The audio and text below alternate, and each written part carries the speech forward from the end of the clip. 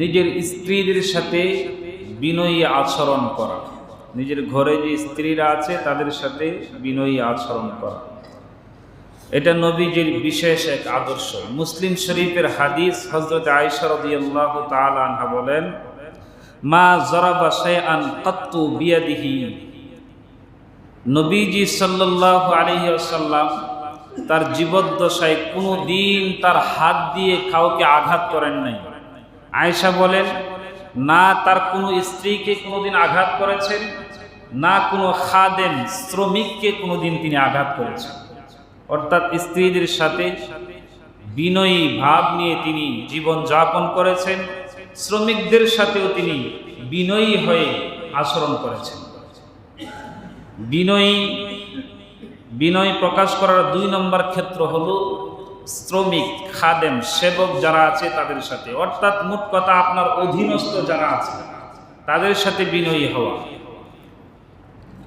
বুখারী শরীফের হাদিস, হযরত আনাস রাদিয়াল্লাহু তাআলা আনহু বলেন, খাদামতু রাসূলুল্লাহ সাল্লাল্লাহু আলাইহি ওয়াসাল্লাম 10 সিনিন।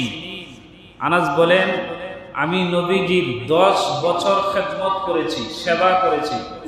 ওয়াল্লাহি, তিনি কসম করে বলেন আল্লাহর নামে, যে নবীজি এই 10 বছরের জীবনীতে কোনো দিন আমাকে তিনি বলেন নাই যে এই কাজটা তুমি কেন করেছো, এটা তো করার দরকার ছিল না। তিনি কসম করে বলেন, নবীজি কোনোদিন আমাকে এই 10 বছরের ভিতরে বলেন নাই ওই কাজটা তুমি কেন করলে না, সেটা তো করার দরকার ছিল। আমরা বলি কি না, আমাদের যদি কোনো শ্রমিক থাকে, এই বেটা এটা কেন করলি না, আর এটা তো করার দরকার ছিল না, এই জিনিসটা কেন নষ্ট করলি। আনাস বলেন, নবীজির 10 বছর জীবন ইতিহাসে কোনো দিন তিনি আমাকে এই কথাটা বলেন নাই। সুবহানাল্লাহ বলেন। অধীনস্থদের সাথে আপনার আচরণ কেমন হবে সেটা শিক্ষা দিয়েছেন নবীজি সাল্লাল্লাহু আলাইহি ওয়াসাল্লাম। বিনয় প্রকাশ করার ক্ষেত্র 3 নাম্বার হলো, শুধু মানুষ নয়, জীব জানোয়ার এদের সাথেও বিনয় অবলম্বন করতে হয়। নবী সাল্লাল্লাহু আলাইহি ওয়াসাল্লাম হাদিসে বলেন, আর রাহিমুন ইয়ারহামুহুমুর রহমান, যারা সদয় আচরণ করে তাদের প্রতি আল্লাহ তাআলাও সদয় হন। আল্লাহ নবীজি বলেন, ইরহামু মান ফিল আরদ ইয়ারহামুকুম মান ফিস সামা, জমিনে বিচরণকারী প্রত্যেকটা শুধু মানুষ নয়, জীব জানোয়ারের প্রতি তোমরা সদয় হয়ে যাও, আল্লাহ রাব্বুল আলামিন স্বয়ং তোমাদের প্রতি সদয় হয়ে যাবেন। সুবহানাল্লাহ। জীব জানোয়ারের প্রতিও অযথা কষ্ট দেওয়া যাবে না।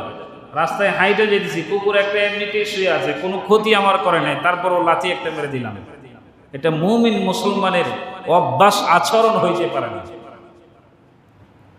বিনয় প্রকাশ করার 4 নম্বর ক্ষেত্র, শিশু কিশোর যারা আছে অথবা বয়সে বড় যারা আছে তাদেরকে সম্মান প্রদর্শন করা, বড়দের প্রতি সম্মান, ছোটদের প্রতি স্নেহশীল হওয়া, এটাও বিনয়।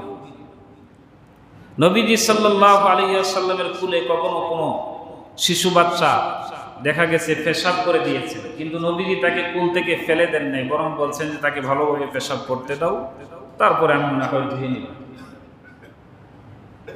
নবীজি সাল্লাল্লাহু আলাইহি ওয়াসাল্লামের কাছে ওনার দুধ মা আসছে, ওনার নিজের গায়ের চাদর তিনি মাটিতে বিছিয়ে দিয়েছেন, মা আপনি এখানে বসেন, বড়দের প্রতি সম্মান।